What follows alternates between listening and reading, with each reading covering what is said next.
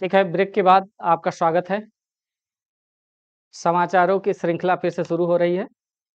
तो हमने उत्तरी अमेरिका और दक्षिणी अमेरिका को देखा था, है ना? अच्छा, एक काम और करेंगे। हमने एंटिलीज पर्वत आपको पढ़ाया था, है ना? एंटिलीज पर्वत के आइलैंड्स देखा था, कैरेबियन आइलैंड के नाम से जानते हैं। लेसर आइलैंड्स को देख लेंगे, अगर आपके पास एटलस हो तो आप देख लेंगे, उसको उसको भी देख लेंगे, क्योंकि छुपे हुए आइलैंड्स को जो एटलस में होते हैं वहीं से क्वेश्चन आ रहा है। तो जो दिख रहे हैं तो क्यूबा, हैती, जमैका, है ना, प्यूर्टोरिको, ये हम लोगों ने देख लिया। प्यूर्टोरिको, ट्रिनिडाद एंड टोबैको के मध्य में छोटे छोटे आइलैंड हैं, कुछ को हम लोग ध्यान रख लेंगे। इसके मध्य में अगर आपके पास ऑक्सफोर्ड वाला एटलस होगा तो उसमें सेंट्रल अमेरिकी देशों का अलग से दिया है, और एंटिलिस वाले कैरेबियन आइलैंड्स का क्रम दिया है। अगर उसमें हो तो आप देखेंगे प्यूर्टोरिको के बाद एक छोटा सा द्वीप दिखेगा, अटलांटिक ओशियन में देखेंगे। प्यूर्टोरिको के बाद उत्तरी अमेरिका महाद्वीप खोलेंगे ना तो वहां दिख जाएगा। प्यूर्टोरिको के बाद एंटीगुआ और बारमूडा, सॉरी बारबुडा, एंटीगुआ और बारबुडा, सेंट जॉन इसकी राजधानी है, एंटीगुआ आइलैंड। नहीं होगा तो आप लिख सकते हैं, कॉपी में लिखते जाएं। लेसर एंटिलीज के देश, लेसर एंटिलीज के देश, ऐसा करके 4-5 द्वीप हैं। मुझे लगता है कि ऐसा क्वेश्चन जब टफ क्वेश्चन बनाएगा तो आपको ये भीड़ से अलग कर देगा, तब अन्य जो है बच्चे नहीं कर पाएंगे। जो थोड़ा सा हमने ध्यान रख लिया है तो आप क्वेश्चंस इसके करने में सक्षम हो पाएंगे। तो एक देश है एंटीगुआ, और एंटीगुआ की राजधानी है सेंट जॉन, दिख गया है ना? बहुत सारे बच्चों को दिखा है। फिर है डोमेनिका, डोमेनिका का रोसो, रोसो दिखा होगा बिल्कुल। फिर आगे जाएंगे, Martinique, very good. Port de France, Fort de France, तो ये मार्टिनिक की राजधानी है। फिर उसके बाद बारबाडोज, बारबाडोज राजधानी बारबाडोज की ब्रिज टाउन, ठीक है बिल्कुल। फिर आगे है Kingstown, Saint Vincent, Saint Vincent. फिर है Grenada, Grenada, Saint George, Grenada Tobago ऐसा लिखा होगा, है ना? तो ग्रेनाडा, सेंट जॉर्ज, और उसके बाद हमने ट्रिनिडाद एंड टोबैको बताया ही था, Trinidad and tobacco, port of Spain. तो वो जो है ये आइलैंड है।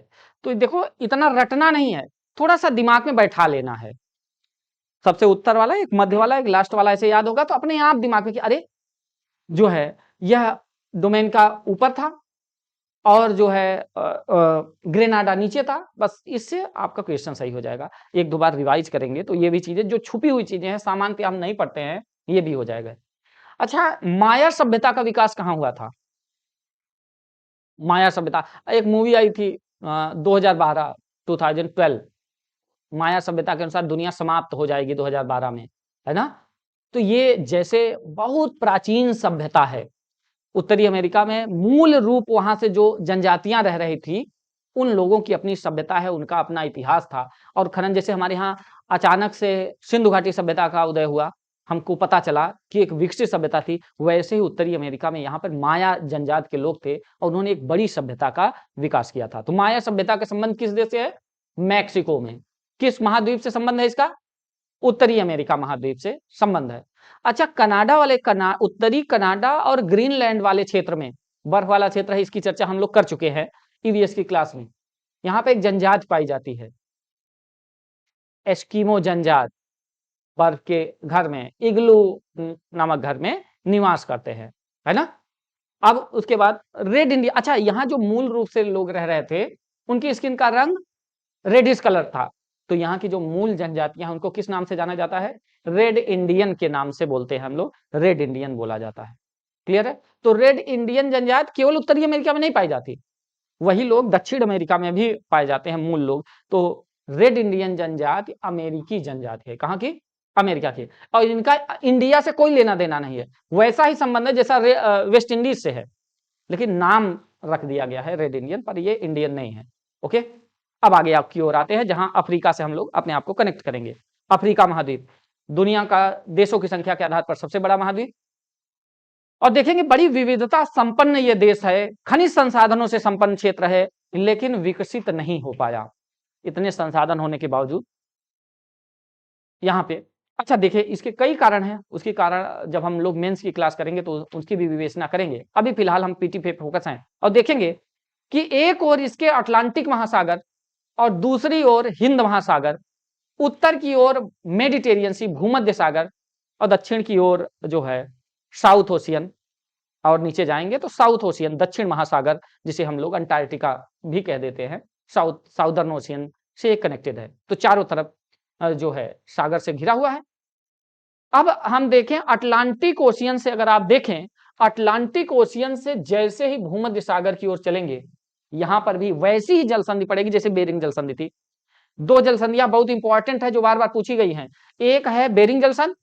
अच्छा एक बार क्वेश्चन है वह कौन सी जल संधि है जिसके ऊपर से अंतरराष्ट्रीय तिथि रेखा गुजरती है, इंटरनेशनल डेट लाइन, 180 डिग्री देशांतर रेखा को ही अंतरराष्ट्रीय तिथि रेखा कहते हैं, वही बेरिंग जल संधि के ऊपर से होकर गुजरती है। और फिर हमने डेविस जल संधि भी देखा था जो दुनिया सबसे लंबाई में अधिक है, कनाडा और ग्रीनलैंड के मध्य में। और नीचे की ओर आते हैं हम लोग मैगलन जल संधि, अगर आपको याद हो, टिएरा डिल फ्यूगो और अर्जेंटीना यानी साउथ अमेरिका की मुख्य भूमि से के मध्य में अवस्थित है। फिर उसके बाद यहां पर हमने देखा है एक जल संधि है, इसको कहते हैं जिब्राल्टर जल संधि। कौन सी जल संधि? जिब्राल्टर। जिब्राल्टर जल संधि जो है यूरोप महाद्वीप, ये भी दो कॉन्टिनेंट्स को अलग कर रही है, यूरोप महाद्वीप को अफ्रीका महाद्वीप से अलग कर रही है, यूरोप का स्पेन नामक देश और अफ्रीका के मोरक्को से अलग करती है। अच्छा एक बड़ी अजीब बात है कि यहां स्पेन वाले भाग में यहीं पर जिब्राल्टर शहर है और इस तरफ वाले भाग में जो है मोनाको शहर है, यहीं पर मोनाको मोरक्को, और यहीं पर जिब्राल्टर वाले भाग में, और यहां पर जिब्राल्टर पर यूके का अधिकार है।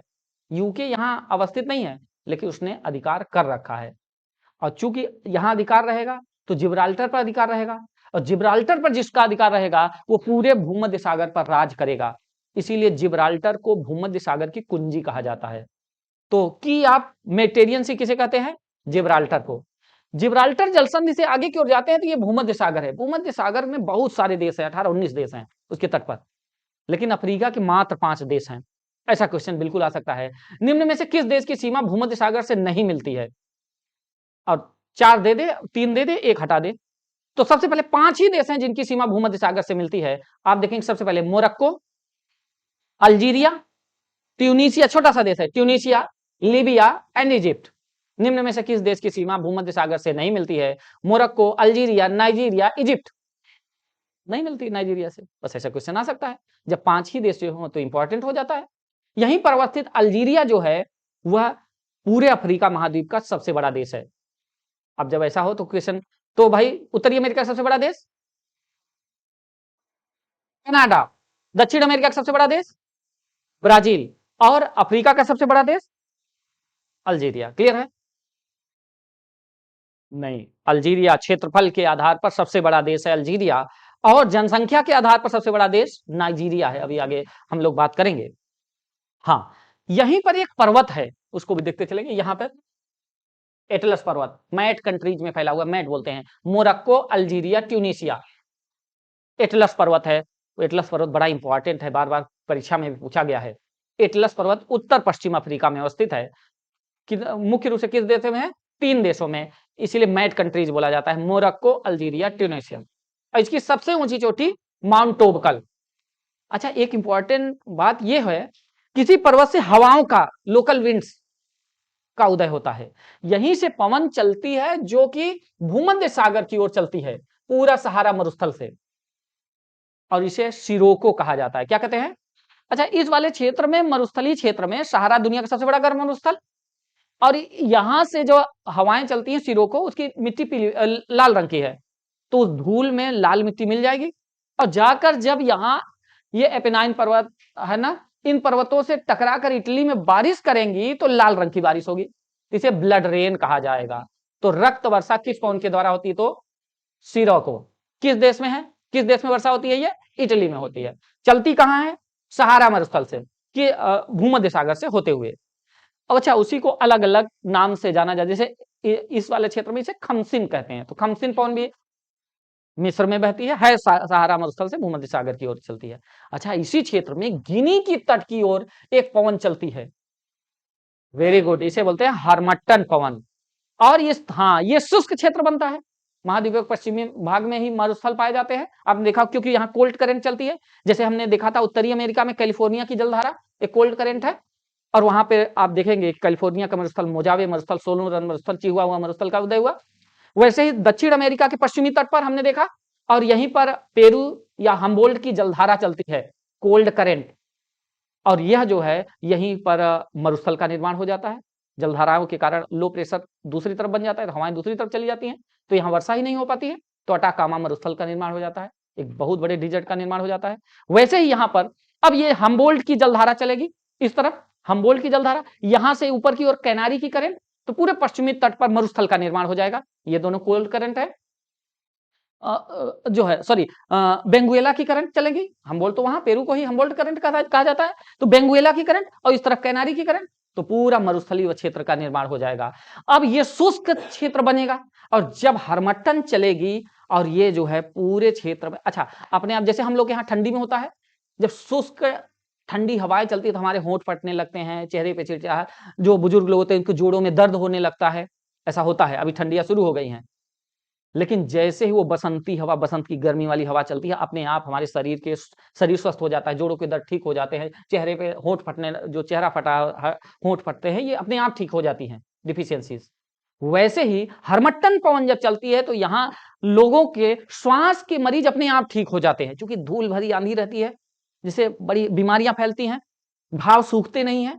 अपने आप हरमट्टन जब चलती है तो अपने आप ये बीमारियां सही हो जाती हैं, इसीलिए इसको डॉक्टर विंड कहा जाता है। क्या कहते हैं? तो डॉक्टर विंड के नाम से जानी जाने वाली पवन कौन सी है?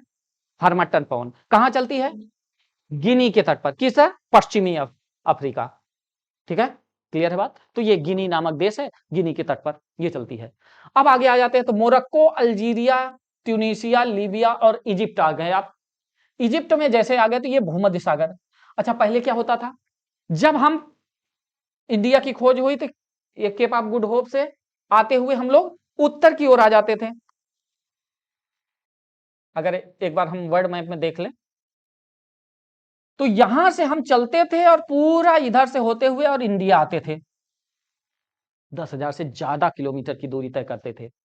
लेकिन फिर हमने ये जब देखा, जैसे साइंस का विकास हुआ, तो हमने कहा ये पतला सा जंक्शन, जैसे पनामा नहर बनाया था, वैसे कहा अगर ये वाली नहर बन जाए तो हमारी दूरी ये कम हो जाएगी, यूरोप से इंडिया की दूरी बहुत कम हो जाएगी, है ना। हाँ, वही क्वेश्चन आया था जो 7,000 आप लोग नाम ले यूपीपीसीएस में, कि स्वेज नहर के बन जाने के बाद भारत और यूरोप के मध्य कितनी दूरी कम हो गई? 7,000 किलोमीटर की दूरी कम हो गई। तो कहा यहीं पर एक नहर बना लेते हैं हम लोग, सॉरी,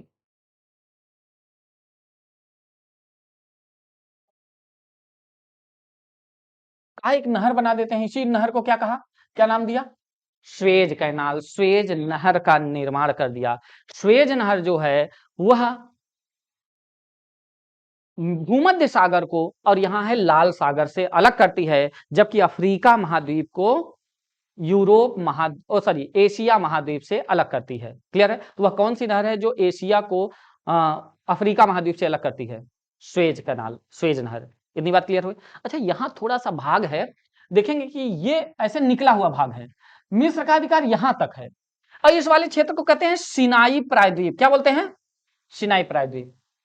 तो एक भाग इधर है समुद्री भाग, एक भाग यहाँ, तो ये वाला भाग यहाँ स्वेज नहर का निर्माण हुआ है, ये है स्वेज नहर, और यहाँ पे एक पेनिनसुला वाला भाग है। तो इस वाले भाग में लाल सागर है। लाल सागर का पानी लाल रंग का है ना? नहीं है। हाँ, एल्गी है ना, ये ब्राउन और रेडिश कलर एल्गी तटीय क्षेत्रों में पाए जाते हैं, तो ऊपर से देखने पर ये लाल रंग का दिखता है, तो इसलिए लाल सागर नाम रख दिया। यहां पर है अकाबा की खाड़ी। कौन सी खाड़ी?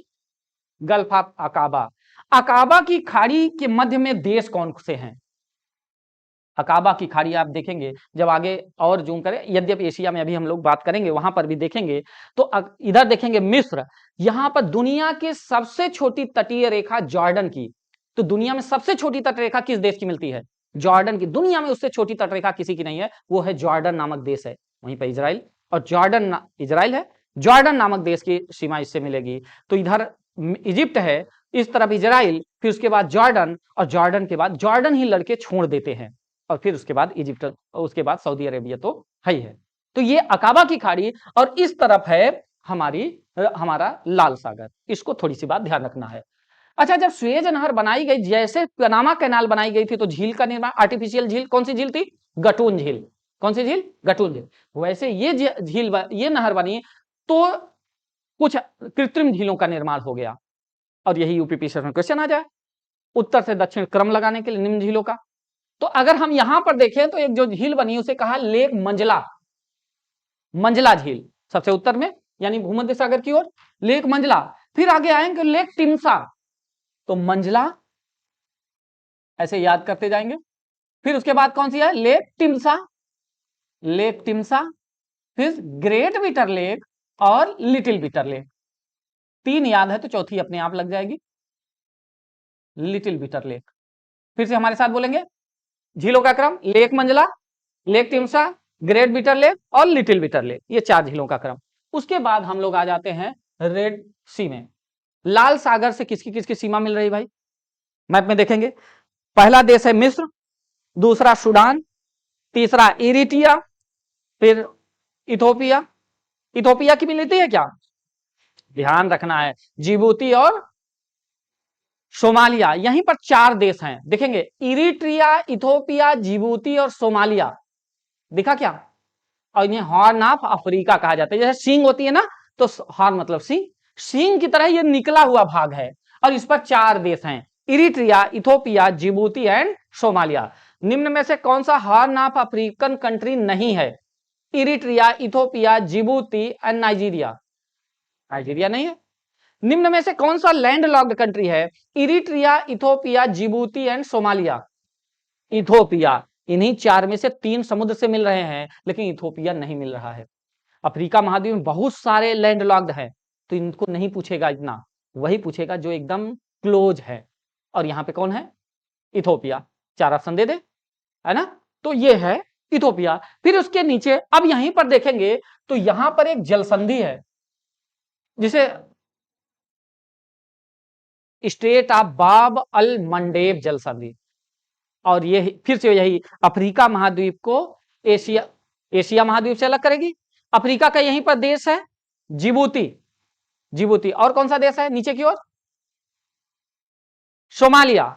और उत्तर की तरफ यानी एशिया महाद्वीप का यमन नाम का देश है, तो यमन को जिबूती से अलग करती है बाब अल मंडेब जल संधि। जबकि लाल सागर को इधर है अदन की खाड़ी, गल्फ ऑफ अदेन बोलते हैं।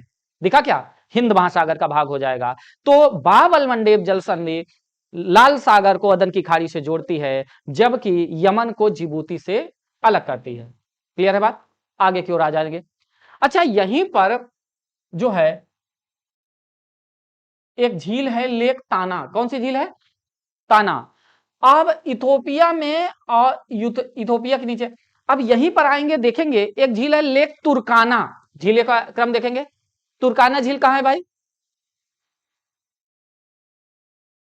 दोनों देशों में है ना। तो तुर्काना झील सीमा पर अवस्थित है, तुर्काना झील। अच्छा, ताना झील की विशेषता यह है कि यहीं पास से ब्लू नील नामक नदी निकलती है। तो चूंकि यद्यपि आप मैप में देखेंगे तो दूर से है, लेकिन चूंकि आंसर मान चुका है तो हम लोग भी यही कहेंगे कि ताना झील से ब्लू नील नदी निकलती है।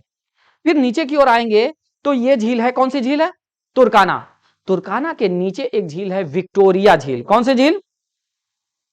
विक्टोरिया झील। और यही क्वेश्चन आया था किन तीन देशों के मध्य में है? तो देखो भाई बताओ, युगांडा, केन्या और तंजानिया के मध्य में यह झील है, और यह अफ्रीका महाद्वीप की सबसे बड़ी झील है।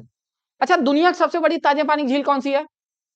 सुपीरियर। वहां पे जो हमने उत्तरी अमेरिका में पढ़ा था, सुपीरियर दुनिया की सबसे बड़ी ताजे पानी या मीठे पानी की झील है।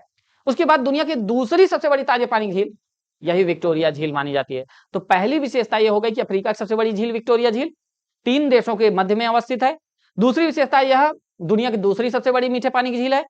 तीसरी विशेषता, इस झील के ऊपर से विषुवत रेखा गुजरती है। क्वेश्चन पूछ ले, वह कौन सी झील है जिसके ऊपर से इक्वेटर लाइन पास होती है, विषुवत रेखा गुजरती है? कौन सी झील? विक्टोरिया झील। और चौथी विशेषता, इसी झील से नील नदी का उद्गम होता है। तो नील नदी कहां से निकलती है? अच्छा, विक्टोरिया झील से ही निकलती है, और जब निकलती है तो इसका नाम व्हाइट नील रहता है। तो श्वेत नील सामान्यतया, तो श्वेत नील या व्हाइट नील का उद्भव कहां से होता है? और वैसे भी पूछ ले कि नील नदी का उद्भव कहां से होता है, तो विक्टोरिया। अच्छा, ये ग्रेट जो है लेक्स ऑफ अफ्रीका के नाम से जानी जाती हैं, ये बहुत सारी झीलें हैं। यद्यपि यहीं पर great rift valley of Africa है, अफ्रीका की महान भ्रंश घाटी है। यहीं केन्या के पास से इंडिया टूट कर गया था, एक दरार थी वो टूटा और इंडिया एशिया के साथ जुड़ गया।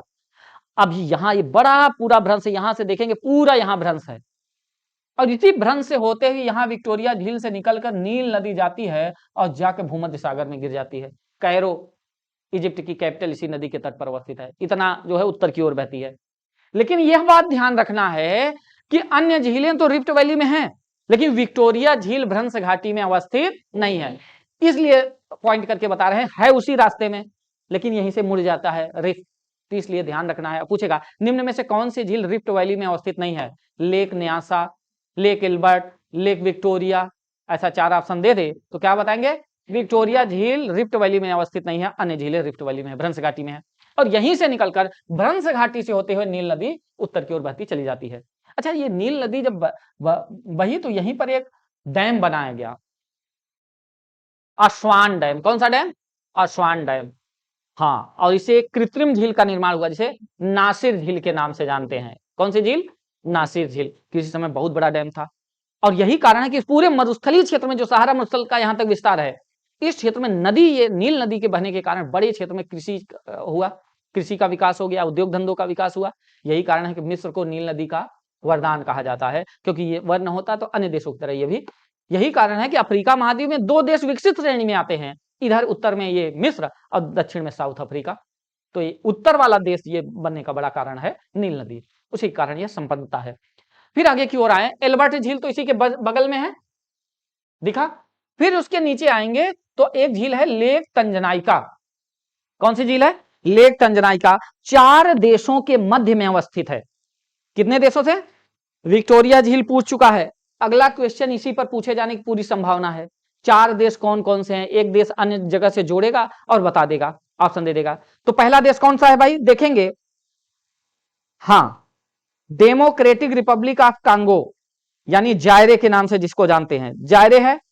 फिर उसके बाद बुरुंडी ऊपर की ओर, फिर तंजानिया, फिर उसके बाद जाम्बिया। इन्हीं चारों देशों के मध्य में है लेक तंजनाइका, और यह भ्रंश घाटी में अवस्थित है, रिफ्ट वैली है, उसी में यह झील है। और यह दुनिया की दूसरी सर्वाधिक गहरी झील है। तो प्रश्न उठता है, दुनिया की सबसे गहरी झील कौन सी है? Lake Baikal. अभी आगे हम लोग एशिया में बात करेंगे गहराई के आधार पर। तो दुनिया की दूसरी सबसे गहरी झील कौन सी है? लेक तंजनाइका या तंगानिका बोलते हैं, और यह जो है अफ्रीका महाद्वीप में अवस्थित है। फिर इसी के नीचे आएंगे लेक न्यासा, दिख रहा है आप लोगों को? लेक न्यासा, जिसे मलावी झील के नाम से भी जानते हैं, और यह भी 3 देशों में इसका विस्तार है। कौन कौन सा? एक है तंजानिया, दूसरा मोजाम्बिक, और तीसरा, हाँ, क्लियर है बात? तो यह जो है, तो यहां पे लेक न्यासा, इस झील का निर्माण हो गया। अब देखो 4 झीलों का क्रम, निम्न झीलों का उत्तर से दक्षिण क्रम लगाइए। Lake Tanganyika, lake Nyasa, lake Victoria, lake Turkana. तो सबसे उत्तर में तुर्काना, फिर उसके बाद विक्टोरिया, फिर उसके बाद न्यासा झील। क्लियर है बात? आगे की ओर आते हैं। अच्छा, यहीं पर एक देश है जाम्बिया, एक है जिम्बाब्वे। क्लियर है? दोनों लैंड लॉक्ड कंट्री है क्या? और यहीं पर है बोत्सवाना। तो बोत्सवाना, जिम्बाब्वे, जाम्बिया। अच्छा, यहीं पर 3 देश हैं जो छुपे हैं, ये भी लैंड लॉक्ड हैं। देखो भाई, युगांडा, रवांडा, रवांडा दिखा क्या? रवांडा और बुरुंडी, ये 3 देश हैं। इनकी राजधानियां वैसा ही छुपा देश। युगांडा की राजधानी कंपाला, युगांडा की राजधानी रवांडा की राजधानी किगाली और बुरुंडी की राजधानी बुजुम्बरा। तो ये 3 देश ये दे दिया, एक दे दिया मान लीजिए केन्या, केन्या की राजधानी नैरोबी, है ना? तो ऐसा दे दे, तो ये देशों का आप देखेंगे, ऐसा नाम है, अजीब अजीब नाम है, तो 1-2 बार पढ़े रहेंगे तो आराम से लग जाएगा, ऐसे ही देशों को पूछ लेता है। फिर जाम्बिया, जिम्बाब्वे, बोत्सवाना, ये भी लैंडलॉक्ड कंट्री। कहा निम्न में से किस देश की सीमा समुद्र से नहीं मिलती है? Zimbabwe, Zambia, Mozambique, Namibia. जाम देखो भाई, हाँ, जिम्बाब्वे जाम्बिया की सीमा समुद्र से मिलती है। हाँ, नामीबिया, देखिए नामीबिया की मिलती है क्या? तो नामीबिया आंसर होना चाहिए ना। आप लोग जिम्बाब्वे जाम्बिया क्यों चिल्ला रहे थे? अच्छा, नहीं बोल दिया था, ठीक, कोई बात नहीं। मतलब कहने का आशय है किसकी मिलती है, क्योंकि जिम्बाब्वे, जाम्बिया, बोत्सवाना ये लैंडलॉक्ड कंट्रीज है, और एक ही है जो कि नामीबिया। नामीबिया की सीमा समुद्र से मिलती है। इसी के नीचे है साउथ अफ्रीका, दक्षिण अफ्रीका, ये भी विकसित देश है अफ्रीका का। अच्छा, इसी के बीच में 2 लैंडलॉक्ड कंट्री हैं। एक है स्वास्तियाना या स्वाजीलैंड के नाम से जाना जाता है। देखो भाई, देश के अंदर देश दिखा क्या? स्वाजीलैंड दिखा क्या? मोजाम्बिक साउथ अफ्रीका के मध्य में अगर देखेंगे तो दिख जाएगा। और हाँ, लगेगा कि ये लैंडलॉक्ड नहीं होगा, पर लैंडलॉक्ड है। और नीचे की ओर आएंगे, एक अलग कलर से होगा, लिसुथो। तो लिसुथो और स्वाजीलैंड, ये दोनों अभी कुछ साल पहले चर्चा में था। स्वाजीलैंड ने एक प्रस्ताव पारित किया कि यहाँ के नागरिकों को कम से कम 2 विवाह करना आवश्यक है, पुरुषों को। कारण यह है कि वहां की महिला जनसंख्या बहुत ज्यादा बढ़ गई है, 3 गुना से ज्यादा हो गई है। तो फिर अब अगर एक एक ही शादी होगी तो फिर आधे लोग शादी नहीं हो पाएगी। तो फिर यहाँ प्रस्ताव है कम से कम 2 शादी करना आवश्यक है। हाँ, तो देखो मुस्कान आ गई है। अरे ठीक है, मत छुपाओ, कोई बात नहीं, आगे आ जा। हाँ, साउथ अफ्रीका है। साउथ अफ्रीका का केप टाउन दिख रहा है।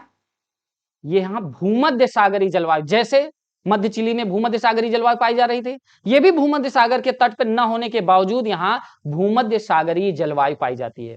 कौन सी जलवायु? भूमध्य सागरीय। अच्छा, यहीं पर बोत्सवाना वाले भाग में एक मरुस्थल बड़ा महत्वपूर्ण है। बोत्सवाना साउथ अफ्रीका में फैला हुआ है। कालाहारी डिजर्ट, दुनिया में वे प्रजातियां जो दुनिया भर में समाप्त हो गई, वो यहाँ पर बची हुई है। अरे प्रजातियां, हाँ, बुशमैन, बुशमैन यहाँ पाई जाने वाली ट्राइब है, जनजाति है।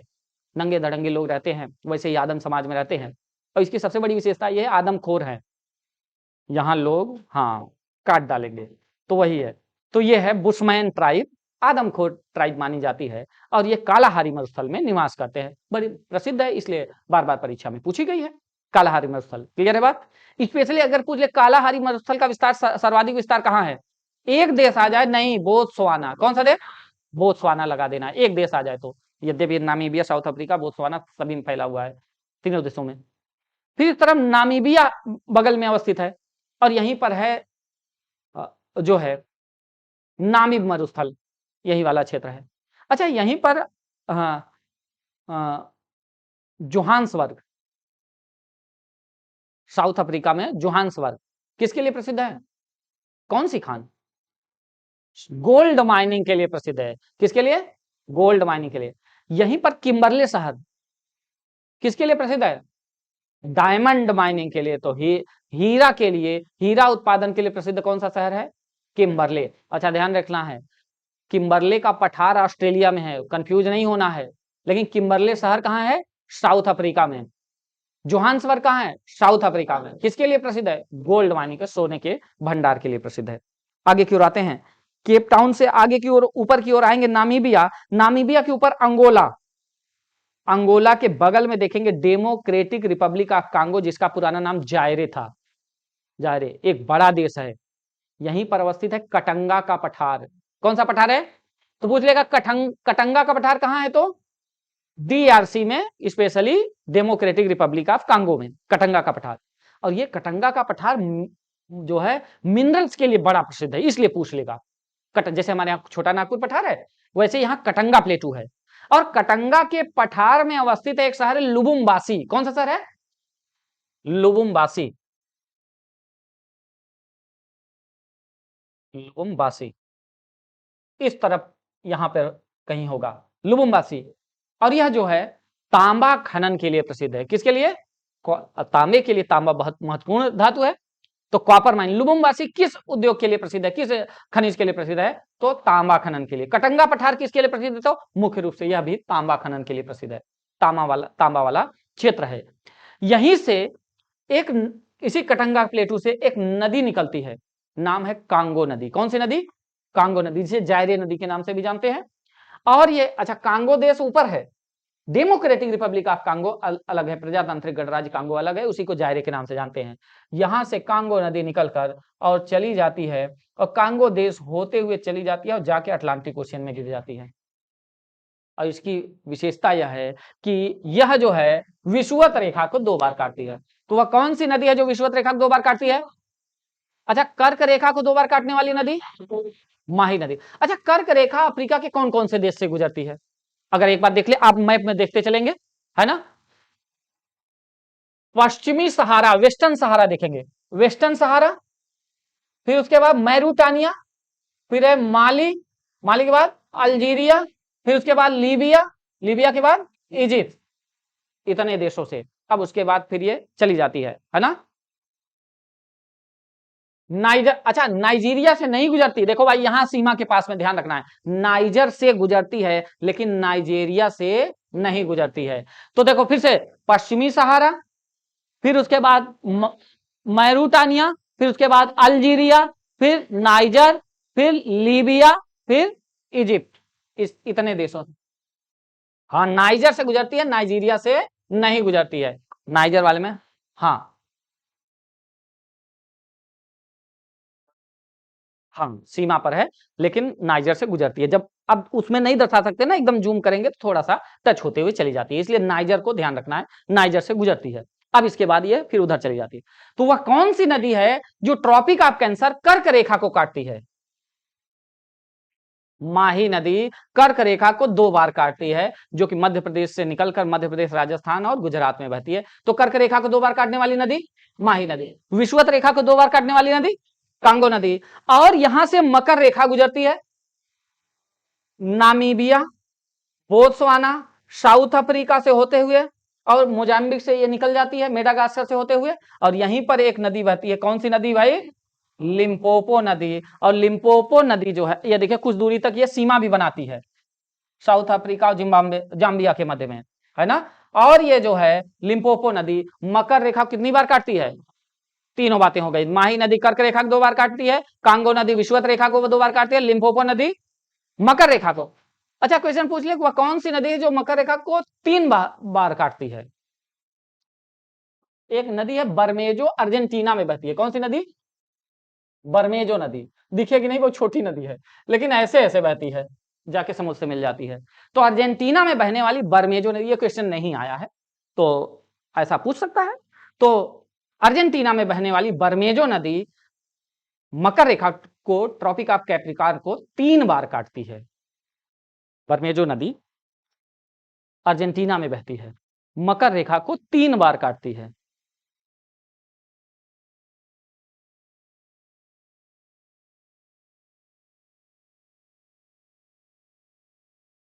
ओके, चलो भाई, अब आगे की ओर आ जाते हैं। तो यहीं पर, अच्छा, यहीं पर ऑरेंज रिवर बहती है। कौन सी river? Orange river South Africa में बहती है। साउथ अफ्रीका और नामीबिया के मध्य प्राकृतिक सीमा भी बनाती है। तो वह कौन सी नदी है जो नामीबिया, अच्छा, जो प्राकृतिक सीमा बनाए तो वो इंपॉर्टेंट हो जाती है। तो वह कौन सी नदी है जो साउथ अफ्रीका और नामीबिया के मध्य सीमा बनाती है? Orange river. अच्छा, इसी नदी घाटी के बीच में ऑरेंज से लेकर और इधर ड्रेकेंसवर्ग पर्वत है। तो ड्रेकेंसवर्ग पर्वत कहाँ है?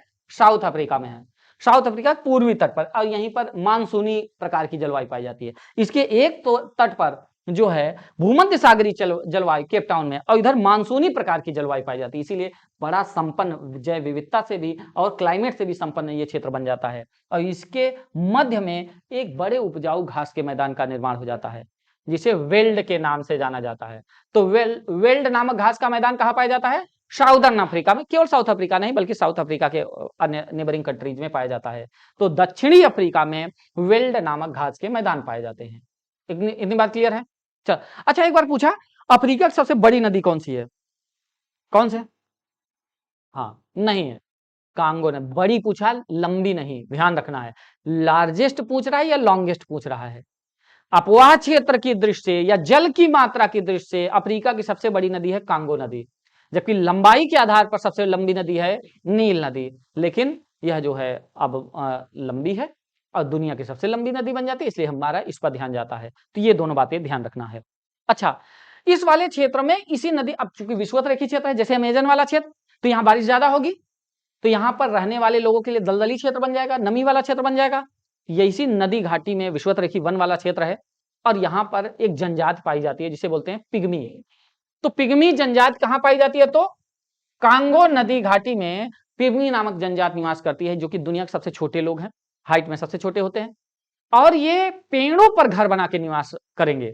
तो वह कौन सी जनजाति है जो पेड़ों पर घर बना के रहती है? यही पिग्मी जनजाति कांगो नदी घाटी में पाई जाती है कई देशों में। तो कांगो नदी घाटी, ये भी ध्यान रखना है। अच्छा, आगे की ओर आए तो इधर मध्य अफ्रीकी वाले, उत्तर मध्य अफ्रीका वाले क्षेत्र में एक घास का मैदान पाया जाएगा जिसे बोलते हैं हम लोग सवाना घास का मैदान। तो सवाना घास का मैदान उत्तर मध्य अफ्रीका में। हाँ, यही चूंकि ऐसी ही क्लाइमेट भारत में भी बनती है, तो हमारे यहाँ भी जो घास का मैदान मिलता है वो कौन सा? उसको भी सवाना प्रकार के घास के मैदान बोल दिए जाते हैं, है ना। तो सवाना अफ्रीका का मूल घास का मैदान है। चूंकि हमारा भाग भी वहीं से टूट कर आया है, तो सेम उसी प्रकार की, उसी जीन की, उसी नस्ल की घासें हैं, तो हम अपने यहाँ भी सवाना बोलते हैं। अच्छा, यहाँ इस नील नदी घाटी में एक किसान जनजाति रहती है जो खेती बाड़ी करने लगे, डेवलप हो गए। इनको बोलते हैं फल्लाह। सूडान वाले क्षेत्र में, सूडान से लेकर इजिप्ट तक निवास करते हैं। तो फल्लाह जनजातियां कहाँ निवास करती हैं? सूडान नामक देश में निवास करती हैं। और ये कृषक जनजातियां कैसी हैं? अच्छा, मसाई जनजाति, हाँ, यहीं पर मसाई जनजाति भी पाई जाती है इसी वाले क्षेत्र में, केन्या वाले क्षेत्र में आसपास। इसीलिए मध्य अफ्रीकी क्षेत्र में मसाई जनजाति पाई जाती है। कौन सी जनजाति? मसाई जनजाति पाई जाती है। क्लियर है बात? इसको यहीं पर इस वाले क्षेत्र में जो है मरुस्थल वाले क्षेत्र में, सेमी डिजर्ट साहिल क्षेत्र में एक जनजाति पाई जाती है, फुलानी। नाम सुना है?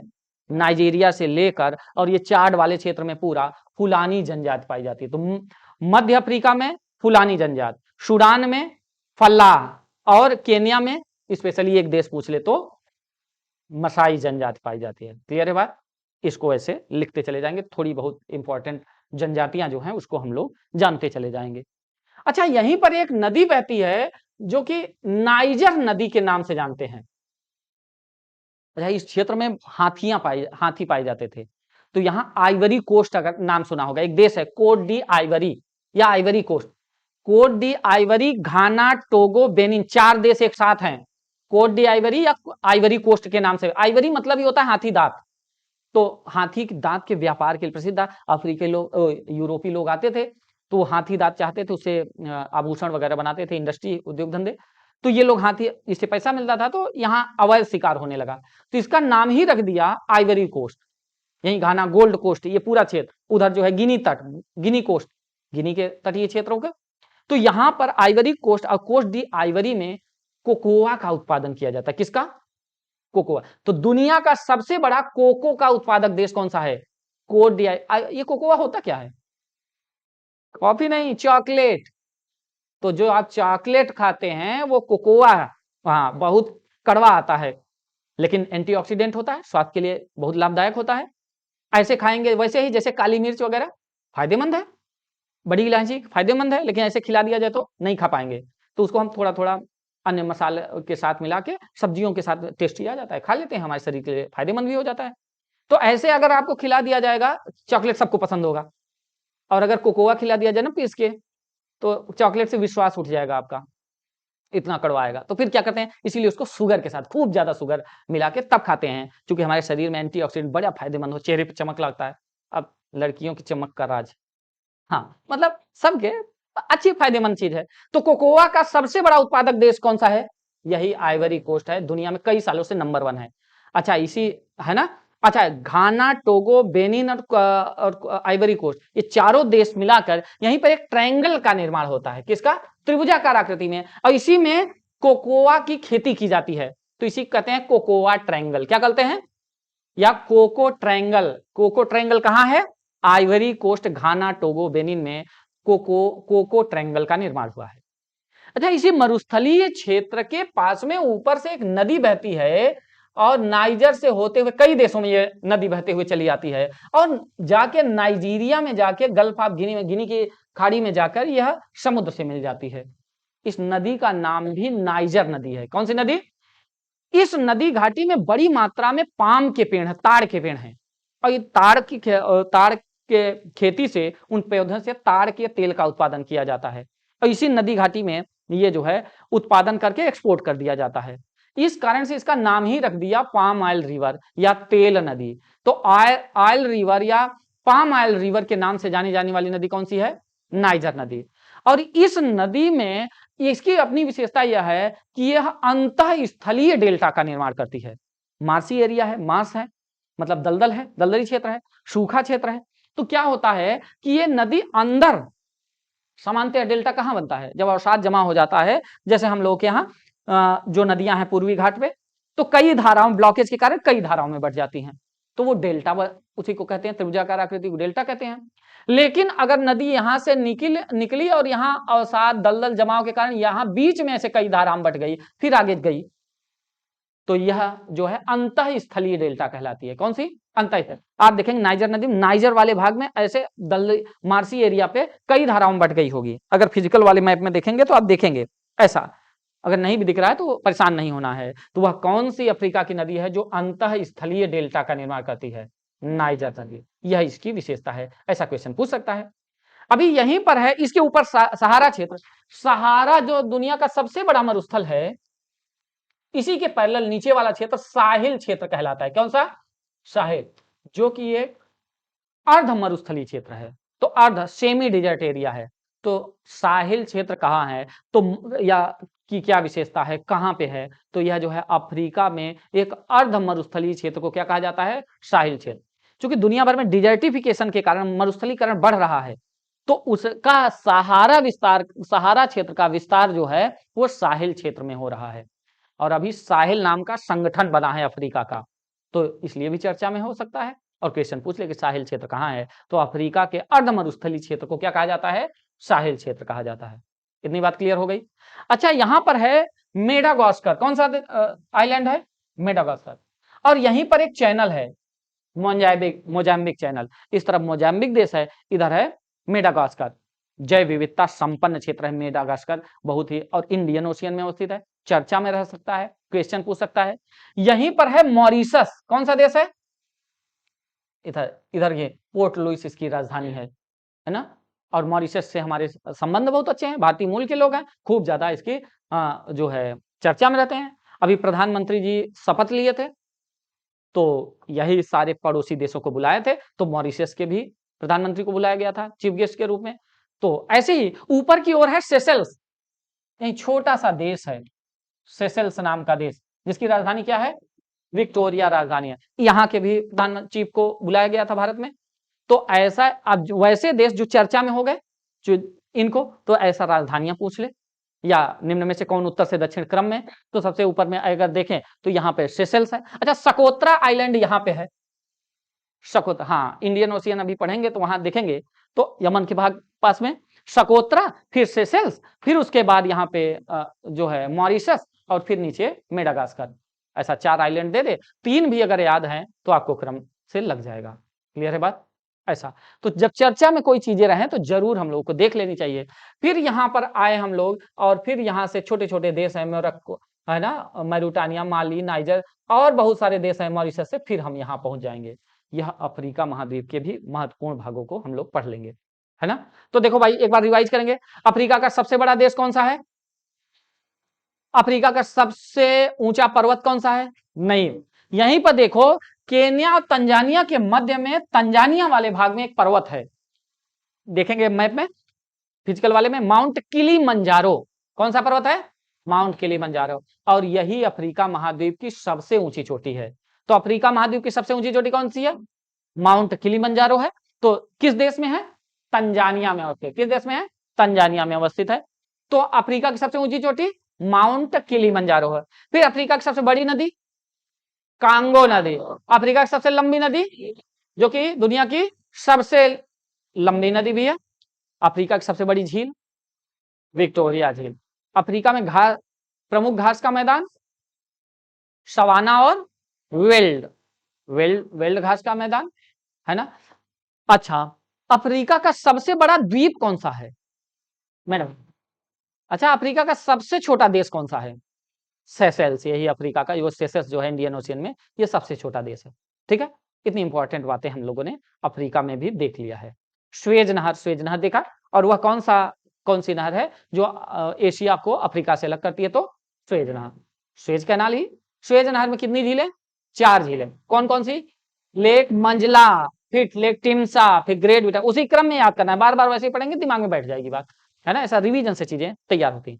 अब इसी के ऊपर चलते हैं, जिब्राल्टर जलसंधि के ऊपर यूरोप महाद्वीप, यूरोप कॉन्टिनेंट की ओर चलते हैं। अब यूरोप महाद्वीप का भी रिवीजन कर लेते हैं हम लोग।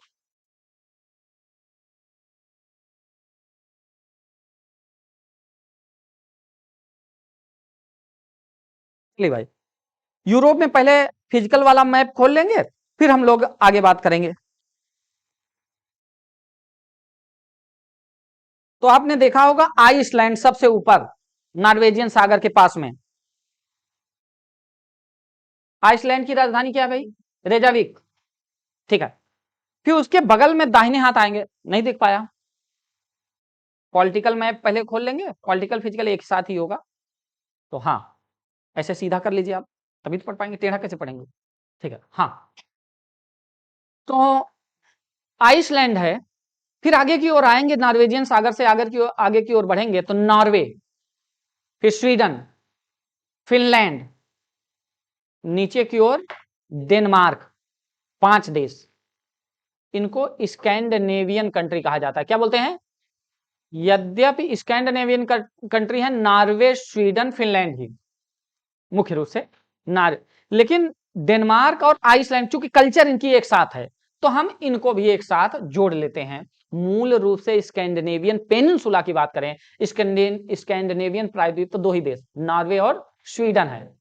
फिनलैंड को भी ऐड कर लेते हैं तो उसको फेनो स्कैंडिनेवियन कंट्री कह दिया जाता है, क्योंकि कल्चर इनकी डेनमार्क और आइसलैंड से भी मिलती जुलती है। उसी तरह से यहां भी जो कनाडा और ग्रीनलैंड में हमने जनजाति पढ़ा था एस्किमो, वो लोग भी यहाँ पे पाई जाती हैं।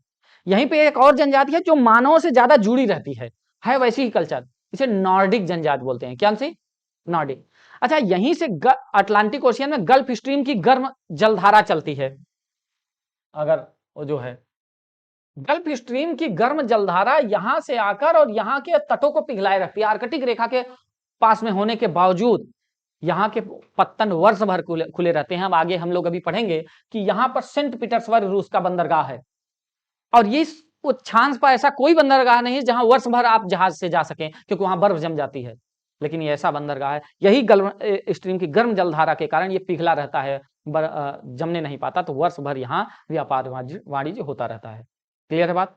अच्छा, ये जब इधर से धाराएं जाएंगी तो यहाँ बर्फीले क्षेत्र को, हिमानी को काटते हुए ऐसे कटा पिटा, आप देखेंगे नॉर्वे का पूरा कटा पिटा क्षेत्र होगा। हाँ, इसी को कहते हैं फियोर्ड, फियोर्ड तट क्या बोलते हैं। और यह दुनिया का सबसे लंबा फियोर्ड तट है। पूछ ले, दुनिया का सबसे लंबा फियोर्ड तट कहां पे अवस्थित है? नॉर्वे में। इसी क्षेत्र में एक ट्राइब निवास करती है जिसे नार्डिक ट्राइब कहते हैं। क्या कहते हैं? नार्डिक। तो नार्डिक जनजाति कहां पाई जाती है? तो नॉर्वे वाले क्षेत्र में, स्पेशली नॉर्वे में नार्डिक जनजाति पाई जाती है। इतनी बात क्लियर हो गई? अच्छा, आगे की ओर आएंगे। अब यहां से इस वाले क्षेत्र में तो नॉर्वे हो गया, स्वीडन हो गया, फिनलैंड हो गया। अब यहीं पर है बोथनिया की खाड़ी। कौन सी?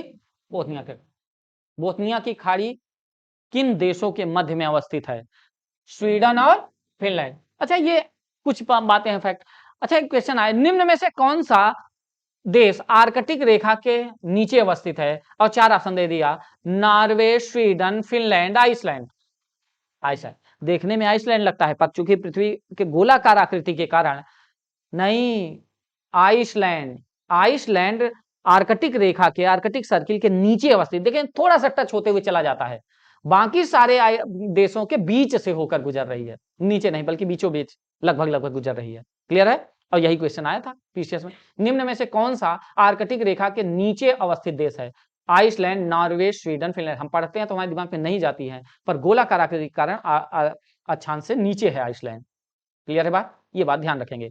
बोथनिया की खाड़ी के आगे की ओर जाएंगे तो यहीं पर रीगा की खाड़ी दिखेगी। गल्फ ऑफ रीगा, रीगा शहर अवस्थित है, छोटा सा होगा रीगा की खाड़ी एकदम अंदर की ओर, ये वाला भाग, ये देखिए यहां पे दिख रहा है ना, एस्टोनिया लाटविया लिथुआनिया के बीच में रीगा की खाड़ी। अच्छा, यहां फिनलैंड के नीचे ये वाला क्षेत्र जो है फिनलैंड की खाड़ी कहलाएगा, फिनलैंड और रसिया आसपास वाला इलाका। इसके नीचे आएंगे तो एक सागर है, इसे कहते हैं बाल्टिक सागर। कौन सा? और यहीं पर रूस, रूस तो है ही है, रूस का किलिंगराड एक छोटा सा एरिया है, कलिंगराड। और उसी के ऊपर रूस से ही अलग होकर देश बने हैं, एक है Estonia Latvia Lithuania. Estonia Latvia Lithuania एक साथ, इनकी कल्चर एक सेम है, यही कारण है कि इन्हें बाल्टिक कंट्रीज कहा जाता है। और ये बाल्टिक कंट्रीज बाल्टिक सागर के तट पर अवस्थित है। तो निम्न में से कौन सा देश बाल्टिक कंट्रीज का भाग नहीं है? Estonia Latvia Lithuania France. France नहीं, फ्रांस नीचे की ओर है तो बाल्टिक सागर के तट पर है। तो एस्टोनिया, तो ऊपर से दक्षिण देखें तो फिनलैंड, फिर रसिया, फिर एस्टोनिया, फिर लाटविया, फिर लिथुआनिया। और लिथुआनिया एस्टोनिया लाटविया के मध्य में यही देखेंगे रीगा की खाड़ी। और फिर नीचे की ओर आएंगे, एक देश है, कौन सा देश है भाई? हाँ, कलिंगराड है, रूस का फिर से यहां अधिकार है। और उसके बाद कौन सा देश है? पोलैंड। अच्छा, पोलैंड में, यही पोलैंड वाले भाग में एक नदी बहती है, नाम है विस्तुला नदी। कौन सी नदी? ऐसे देखेंगे, विस्तुला नदी। कौन सी नदी? विस्तुला नदी। और इसी विस्तुला नदी के तट पर वारसा या वर्साव शहर, वारसा जिसे बोलते हैं, पोलैंड की राजधानी है। तो पोलैंड की राजधानी वारसा किस नदी के तट पर है? विस्तुला नदी के तट पर है। आगे की ओर चलते हैं, आगे की ओर आए तो यहां जर्मनी नामक देश है, इस तरफ बाल्टिक सागर, और जर्मनी से ही ऊपर की ओर सटा हुआ एक देश है डेनमार्क। डेयरी उद्योग का बड़ा केंद्र है यह डेनमार्क, और नीचे की ओर जर्मनी। अब जब शिप आते थे तो इधर चूंकि आइलैंड खूब ज्यादा बर्फ क्षेत्र बनता था, तो आने जाने में बड़ी दिक्कत होती थी इधर के देशों से। यहीं पर सेंट पीटर्सबर्ग बंदरगाह रूस का, यहां पर है सेंट पीटर्सबर्ग बंदरगाह रूस का। और यह वाटर नेविगेशन इंडस्ट्री, जलयान उद्योग का बहुत बड़ा केंद्र है। रूस यहाँ खूब बड़ी पनडुब्बियां, जहाज, शिप खूब बनाकर दुनिया भर को बेचता है। तो सेंट पीटर्सबर्ग बंदरगाह, अच्छा इसी नाम से यूएसए में भी है, वो लौह इस्पात उद्योग का केंद्र है। और यहां सेंट पीटर्सबर्ग बंदरगाह जो है किसके लिए प्रसिद्ध है भाई? यह जो है जलयान उद्योग के लिए प्रसिद्ध है। किस देश में है?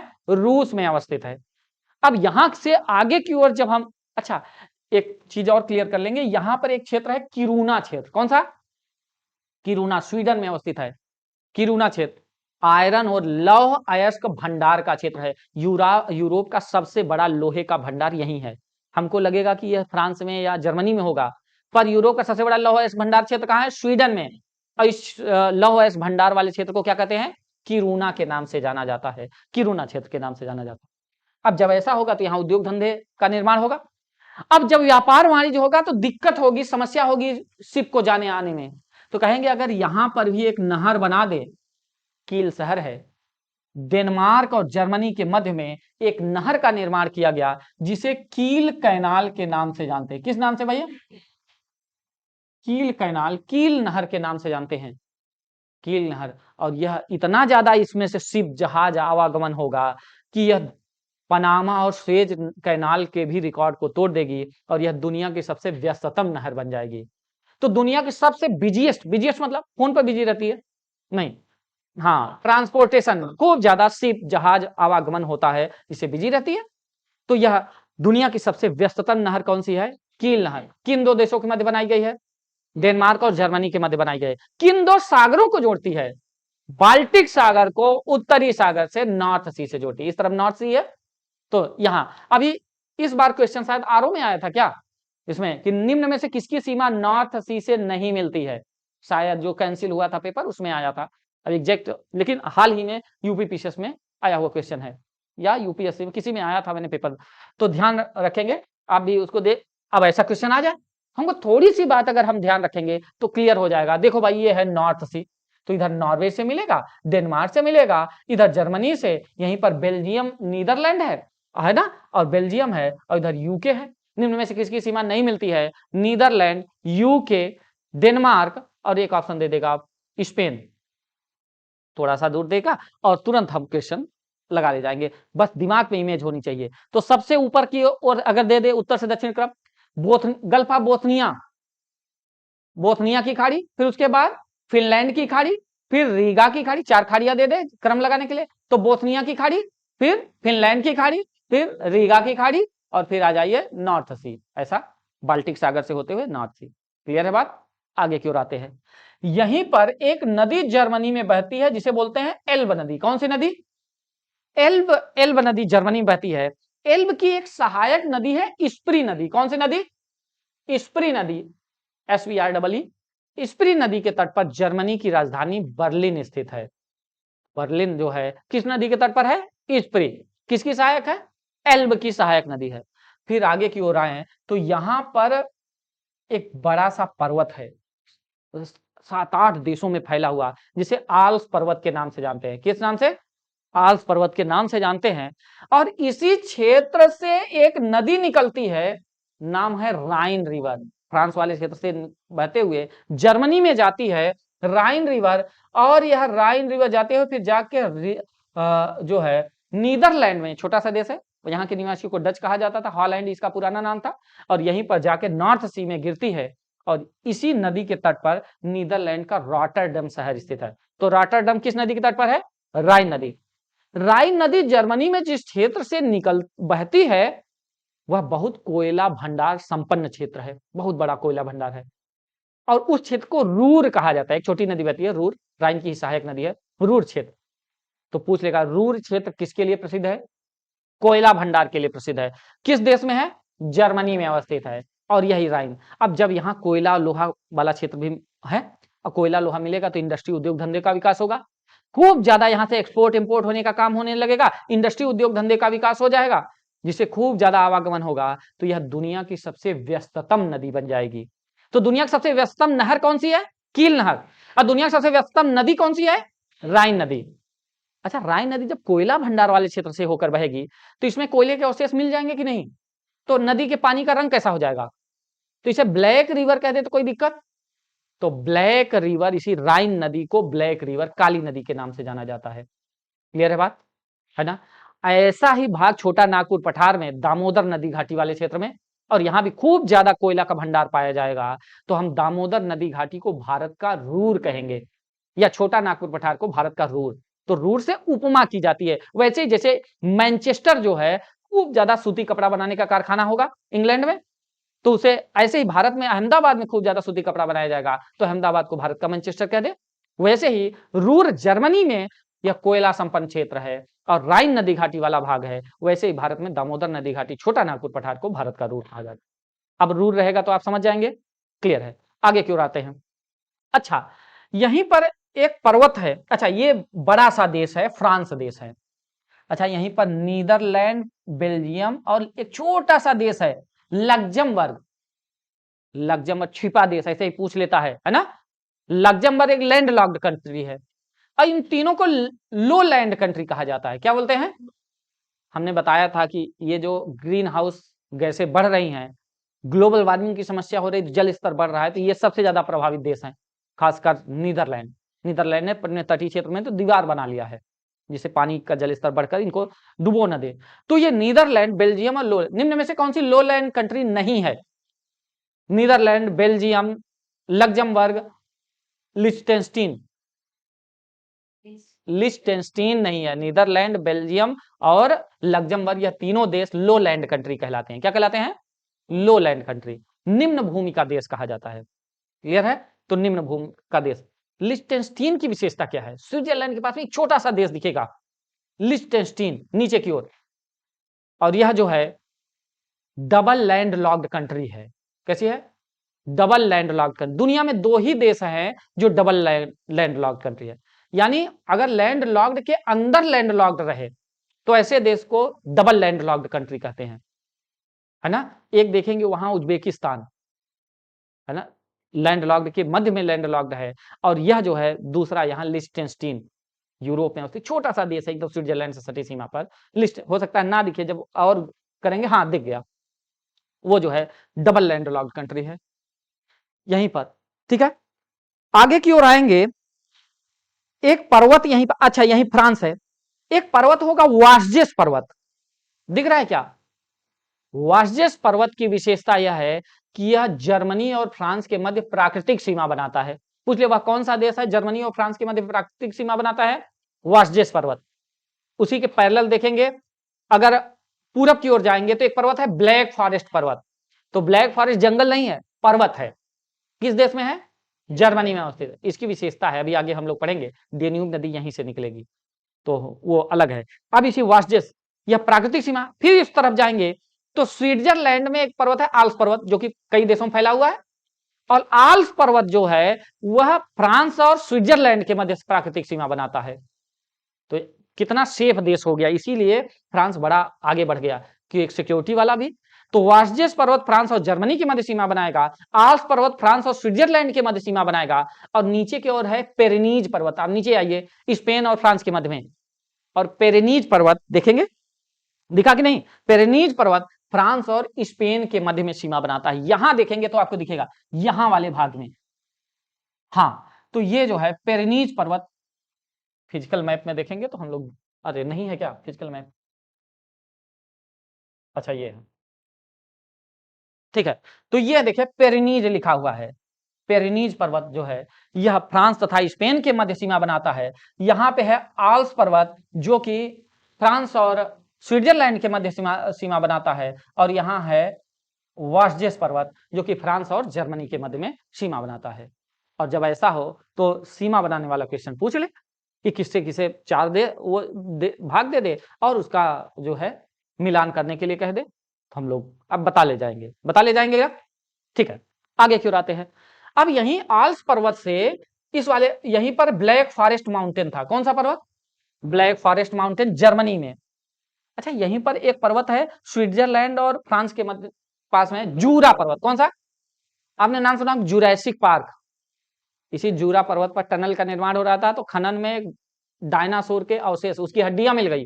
कहा इतना बड़ा, उसे इतना बड़ा जानवर रहता था, उसकी हड्डियां मिल गई।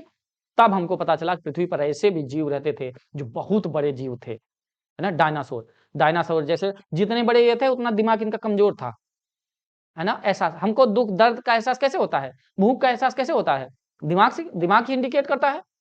तो ये खाना शुरू कर देते थे, पता ही नहीं चलता था कि कितना खाना है।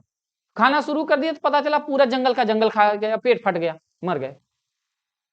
इससे खाना भी कम हो गया। फिर जब पूरी दुनिया, जिस क्षेत्र में रह रहे थे पूरी दुनिया से ये पेड़ पौधे ही खा गए, खाना ही नहीं मिल रहा है, तो सो गए। अब यहीं से मांसा, पहले ये शाकाहारी थे, फिर मांसाहारी जीवों का भी उद्भव हुआ। जब भूखी लगी रहेगी तो एक दूसरे को खाने लगे।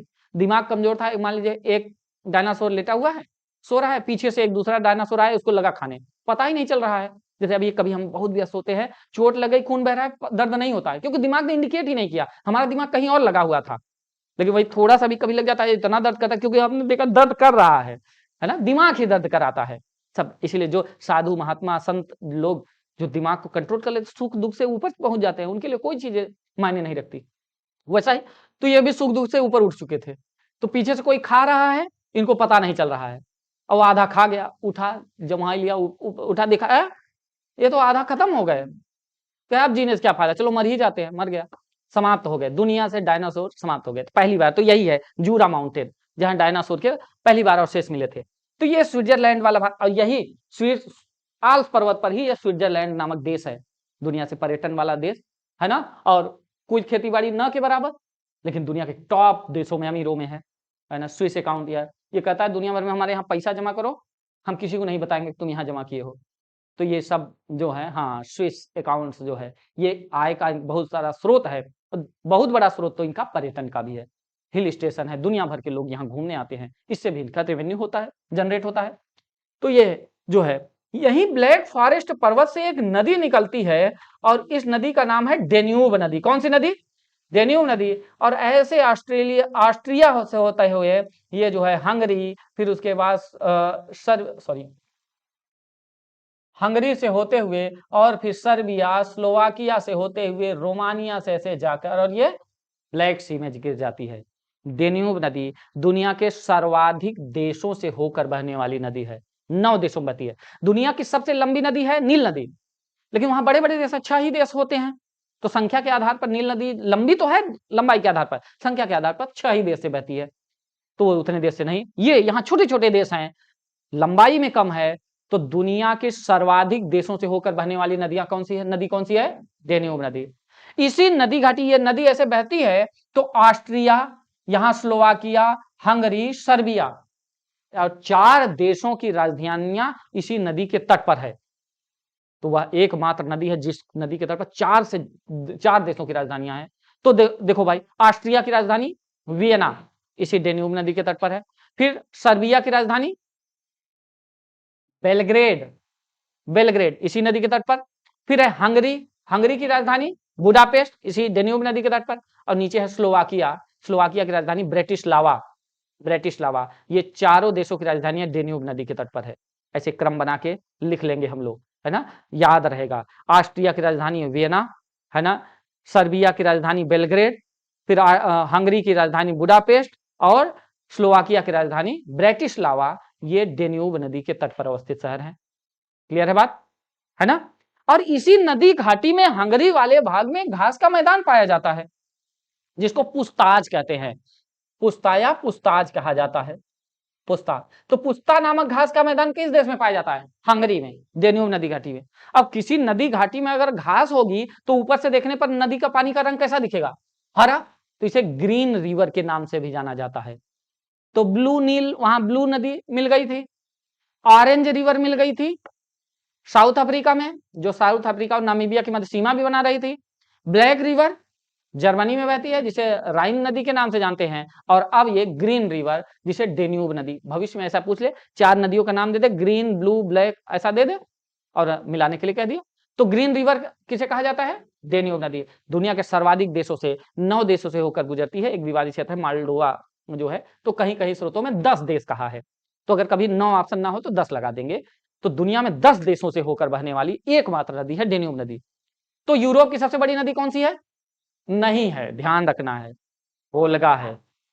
न लंबाई में न ही जल की मात्रा के आधार पर देशों से बहती है, पर यूरोप सबसे लंबी नदी नहीं है। देखो भाई, यहां रूस में वाल्देई हिल है, इसमें दिख रही है कि नहीं, यहां थोड़ा सा ये एशिया वाले भाग में हम लोग देखेंगे तो दिख जाएगा, क्योंकि एक साथ है, ठीक है, कोई बात नहीं, यहां पे ही देख लेते हैं। अगर हम लोग देखें तो इस वाले क्षेत्र में, यहीं पर रूस में वाल्देई हिल है, कौन सा, इस वाले क्षेत्र में यहीं पर वाल्देई हिल है, वाल्देई हिल रूस में, मास्को के ऊपर। और यहीं से एक नदी निकलती है, वोल्गा नदी। कौन सी नदी, वोल्गा नदी। यूरोप में ही बहते हुए चली जाती है और जाके कैस्पियन सागर में, एशिया वाले भाग में, रूस में ही कैस्पियन सागर में जाके मिल जाती है। और यह यूरोप की सबसे बड़ी नदी है, जल की मात्रा के आधार पर भी और लंबाई के आधार पर भी। तो यूरोप की सबसे बड़ी नदी वोल्गा नदी, क्लियर है। इसी की एक सहायक नदी मास्को, और उसी नदी के तट पर रूस की राजधानी मास्को अवस्थित है। तो यूरोप, अगर कभी आ जाए तो रूस किस महाद्वीप का भाग है, यद्यप है एशिया और यूरोप दोनों में है, लेकिन चूंकि राजधानी इसकी यूरोप वाले भाग में है तो हम यूरोप कह सकते हैं। यद्यप 2/3 हिस्सा इसका एशिया में है, लेकिन उसकी 1/3 जनसंख्या ही उधर रहती है, और 1/3 लगभग भाग यूरोप में है, लेकिन 2/3 जनसंख्या यहीं रहती है इसकी। ऐसा थोड़ा सा अलग डिवीजन है, क्योंकि ये विकसित क्षेत्र है और थोड़ा सा रहने योग्य है। इधर साइबेरिया बहुत ठंडा प्रदेश है। तो आ जाते हम लोग जहां पर थे, तो यह जो है यहीं पर, तो वोल्गा रिवर जो है यहां से बहती है, वोल्गा रिवर, और जाके कैस्पियन सी में, तो वोल्गा रिवर कहां पे समाप्त होती है, कैस्पियन रिवर, कैस्पियन सागर में जाके समाप्त होती है। और यह जो है यूरोप की सबसे बड़ी नदी है। अच्छा, एक बात और है, यही वाल्देई हिल वाले भाग से ही एक और नदी निकलती है, नाम है नीपर नदी। कौन सी, नीपर, डी साइलेंट है, DNIPER। तो नीपर नदी, और नीपर नदी यहां से निकलकर बेलारूस होते हुए यूक्रेन में चली जाती है और जाके ब्लैक सी में गिरती है, काले सागर में, ब्लैक सी में। वही नदी ब्लैक सी में ही डेन्यूब नदी भी गिर रही थी, यहीं पर नीपर नदी कहती है। चूंकि यूक्रेन रसिया वारा भी चल रहा है, चर्चा में ही रह रहा है, तो पूछ ले। और यह नीपर नदी के तट पर ही यूक्रेन की राजधानी कीव स्थित है, इसलिए भी चर्चा में ध्यान रखेंगे। तो चलो भाई, पोलैंड की राजधानी किस नदी के तट पर? विस्तुला नदी। जर्मनी की राजधानी बर्लिन, किस नदी के तट पर? स्प्री नदी। फ्रांस की राजधानी पेरिस, यहीं पर एक नदी बहती है, सीन नदी। कौन सी नदी? सीन नदी, आल्प्स पर्वत से निकलकर, और इसी सीन नदी के तट पर फ्रांस की राजधानी पेरिस अवस्थित है। और यहां पर हमने देखा डेन्यूब नदी के तट पर तो 4 देशों की राजधानियां थी, और फिर इधर जो है नीपर नदी के तट पर यूक्रेन की राजधानी कीव स्थित है। इतनी बात क्लियर हो गई। अच्छा, आगे की ओर आए। अच्छा, यहीं पर एक है लॉयर रिवर। कौन सी? लॉयर रिवर, और ये फ्रांस में बहती है, और यह जाते हुए बिस्के की खाड़ी में जाकर यह गिर जाती है। बिस्के की खाड़ी किन 2 देशों के मध्य अवस्थित है? फ्रांस और स्पेन। नीचे की ओर यह प्रायद्वीपीय क्षेत्र है, इसको बोलते हैं आइबेरियन प्रायद्वीप, आइबेरियन पेनिसुला। आइबेरियन पेनिसुला पर 2 देश अवस्थित हैं, एक है पोर्टुगल और दूसरा है स्पेन। इतनी बात क्लियर है।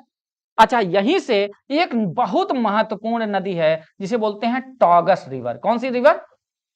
स्पेन से निकलती है, पुर्तगाल में जाके अटलांटिक ओशियन में गिर जाती है, टॉगस रिवर। और इसी टॉगस रिवर के तट पर लिस्बन शहर स्थित है। कौन सा शहर? लिस्बन, जो कि पुर्तगाल की राजधानी है। फिर से एक और राजधानी नदी के तट पर, पोर्टुगल की राजधानी लिस्बन जो है वो टॉगस रिवर के तट पर अवस्थित है ना। मध्य पठारी क्षेत्र में जो है वो मैड्रिड शहर स्थित है, यद्यपि यह नदी के तट पर नहीं है। तो मैड्रिड स्पेन की राजधानी है। तो स्पेन की राजधानी कौन है? मैड्रिड। ऊपर की ओर अगर यहां पर देख लें तो ये यूनाइटेड किंगडम है। वास्तव में इंग्लैंड बस इतना था लंदन शहर के साथ ही, लंदन को जोड़ते हुए। तो ये जो है इसने वेल्स को भी अपने साथ ले लिया, ये था, यहां से वेल्स को भी अपने साथ ले लिया, इंग्लैंड था ही, और इधर वाला क्षेत्र स्कॉटलैंड कहलाता है, स्कॉटलैंड को भी जोड़ लिया। तो वेल्स, स्कॉटलैंड और इंग्लैंड, ये तीनों मिले तो इसे क्या कहा? Great Britain. क्या कहा? Great Britain. और जब ये आयरलैंड का उत्तरी इलाका नॉर्थ आयरलैंड भी इसके साथ चारों मिल गए तो इसे कहा यूनाइटेड किंगडम। अब किसी देश का अगर उत्तरी इलाका चला जाएगा, दोनों देशों में दुश्मनी होगी। जैसे कश्मीर का हमारा भाग पाकिस्तान में चला गया, वो जो है धोखे से ले लिया, तो हमारे और पाकिस्तान के मध्य रिश्ते का खटास आ जाएगी। और वैसे ही तो आयरलैंड और यूके के मध्य आपसी विवाद है, और इसी नॉर्थ आयरलैंड को लेकर सर्वाधिक विवाद है। तो ये आयरलैंड है। आयरलैंड की राजधानी डबलिन। अच्छा, आगे की ओर आए तो यहां पर इस वाले क्षेत्र में यहां पर इंग्लिश चैनल है। कौन सा चैनल है? और यहीं पर एक जलसंधि है जिसे डोवर जलसंधि के नाम से जाना जाएगा। डोवर जलसंधि देखेंगे, इंग्लैंड और फ्रांस के मध्य में है। डोवर जलसंधि नॉर्थ सी को इंग्लिश चैनल से जोड़ती है, जबकि इंग्लैंड को फ्रांस से अलग करती है। जबकि आगे की ओर इंग्लिश चैनल जो है वह डोवर जलसंधि को अटलांटिक ओशियन से जोड़ेगा, जबकि इंग्लैंड को फ्रांस से अलग करेगा। दोनों के मध्य में है। तो उत्तर से दक्षिण क्रम आए तो पहले नॉर्थ सी, फिर डोवर जलसंधि, फिर इंग्लिश चैनल, फिर बिस्के की खाड़ी। ऐसा क्वेश्चन क्लियर है भाई? इमेज बन रही है। सबसे ऊपर नॉर्थ सी, फिर डोवर जलसंधि। डोवर जलसंधि किन 2 देशों के मध्य है? फ्रांस और इंग्लैंड के मध्य में है। फिर उसके नीचे इंग्लिश चैनल, और इंग्लिश चैनल के नीचे बिस्के की खाड़ी। बिस्के की खाड़ी किन 2 देशों के मध्य में है? स्पेन और फ्रांस के मध्य में है।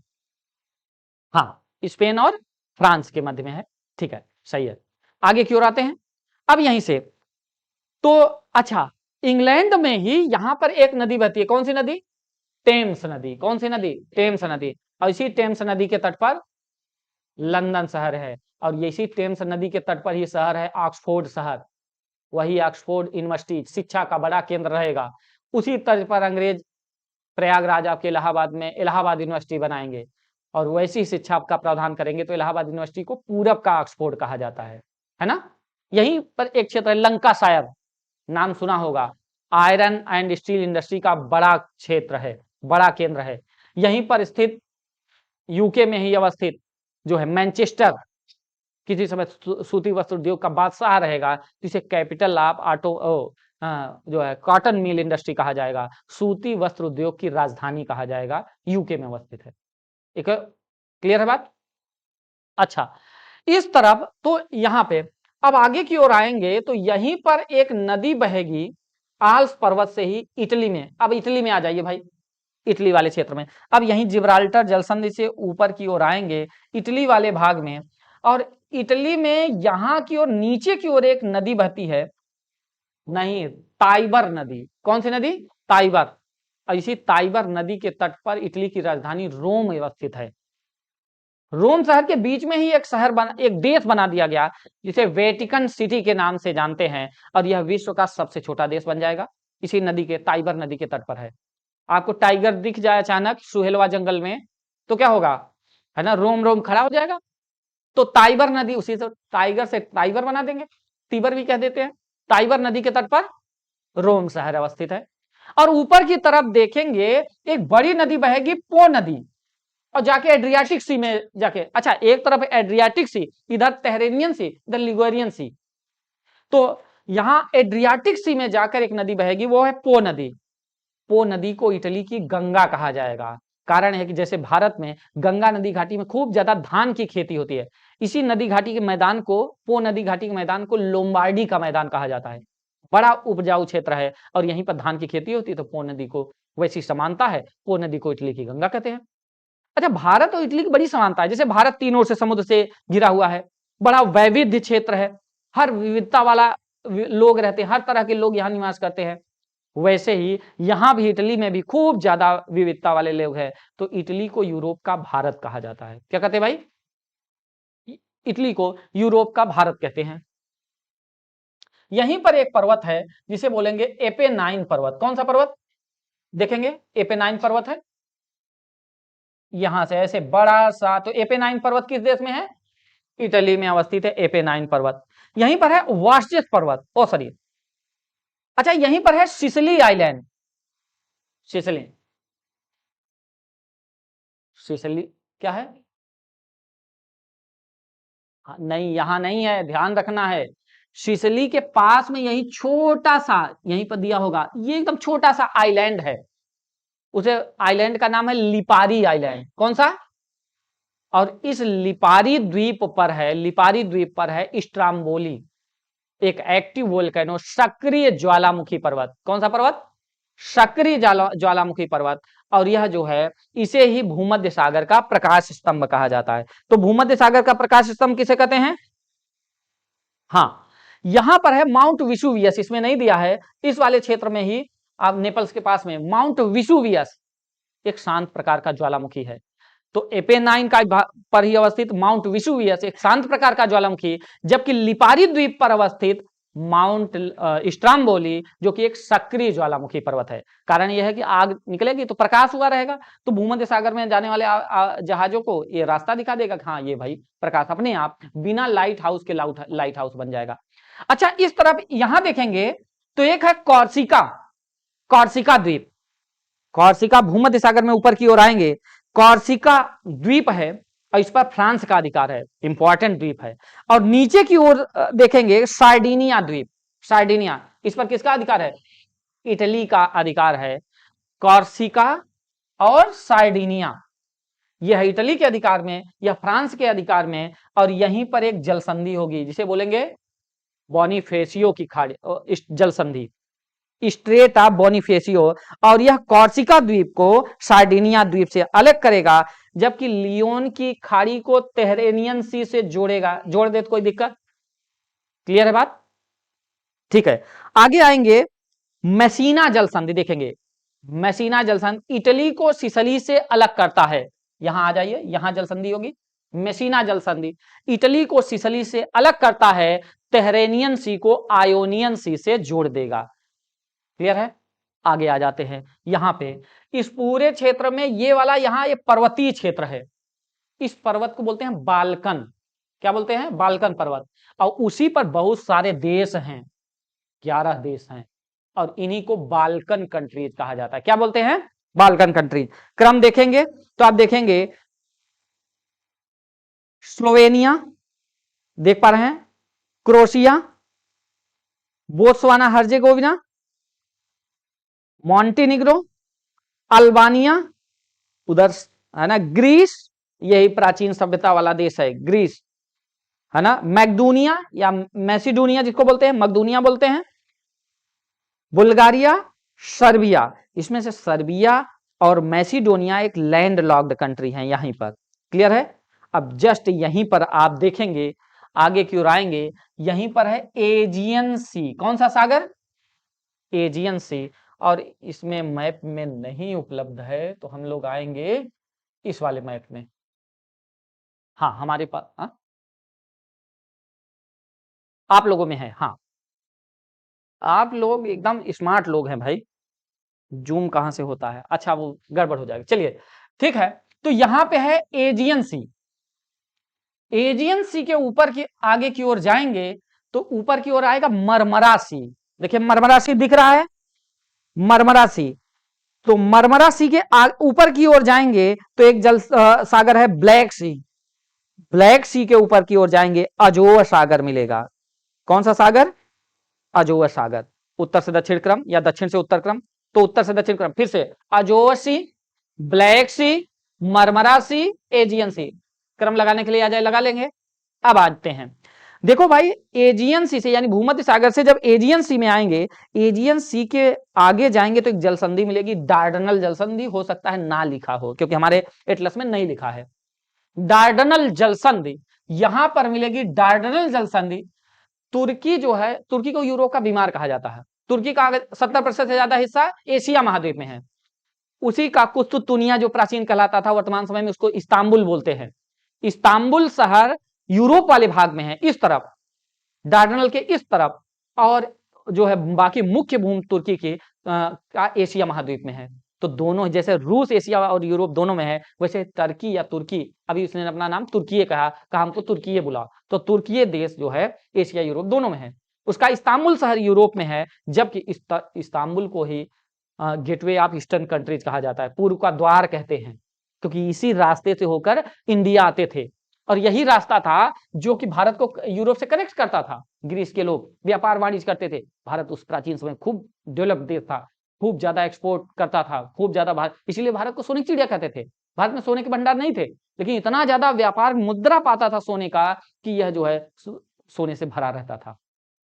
इसी बीच जो ऑटोमन साम्राज्य का उदय हुआ, तो फिर इन लोगों ने यहाँ पर रोमन साम्राज्य को हराकर इस पूरे क्षेत्र पर तुर्कों ने अधिकार कर लिया और व्यापार वाणिज्य को ठप कर दिया। तो फिर वही कहते हैं ना, आवश्यकता आविष्कार की जर्नी होती है। तो फिर इन लोगों ने नए रास्ते की खोज करना शुरू किया। इंडिया की खोज में निकला कोलंबस जो है, अमेरिका की खोज कर दिया। और फिर लास्ट में वास्को डिगामा यहाँ पहुंचता है। अब्दुल मजीद नाम का व्यापारी यहाँ मिल जाता है, तो उसने रास्ता दिखा दिया, उसके साथ ये चला आया और भारत में कालीकट बंदरगाह जो है पश्चिमी घाट पे पहुंच गया और फिर इंडिया की खोज हो गई। तो फिलहाल तो फिर ये रास्ता बन गया। तो ये रास्ता, तो यही है प्राचीन कुस्तुतुनिया, जिसको हम इस्तांबुल शहर के नाम से जानते हैं। और डार्डनल जलसंधि इस्तांबुल को मूल तुर्की से अलग करती है, जबकि एजियन सी को मरमरा सी से जोड़ती है। क्लियर है बात? मरमरा सी से आगे की ओर चलेंगे, बास्फोरस जलसंधि। कौन सी जलसंधि? बास्फोरस जलसंधि।